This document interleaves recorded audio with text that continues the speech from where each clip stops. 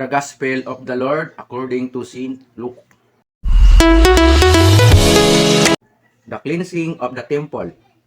Then Jesus entered the temple area and proceeded to drive out those who were selling things, saying to them, "It is written, My house shall be a house of prayer, but you have made it a den of thieves."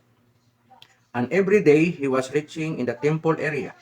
The chief priests, the scribes, and the leaders of the people, meanwhile, were seeking to put him to death. But they could find no way to accomplish their purpose because all the people were hanging on his words. The good news of the Lord. Kahit walang nakatingin, nang mangyari ang pandemya, mas naging madali ang online mass, feast, gatherings at pakikinig ng salita ng Diyos. Kaya lang, madali rin akong magambala. Minsan, titigil kami sa kalagitnaan ng misa at panunuorin ito sa replay. Ngunit sa kalaunan, napagtanto namin na ang panunood ng replay ay gaya rin ng pagdalo ng huli sa mas.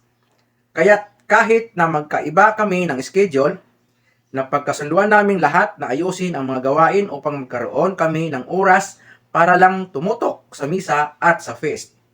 Nakatulong din sa amin ang pagkakaroon ng isang sagradong sulok sa bahay kung saan hindi kami magagambala. Ang mga pagbasa ngayon ay nagpapaalala na dapat nating gawin ang tama kahit walang nakatingin. Patuloy nating igalang ang presensya ng Diyos sa tuwing dadalo tayo sa misa, live man o online. Dumalo tayo sa tamang oras, manamit ng maayos, at lumahok kahit pa tayo ay nasa bahay lang.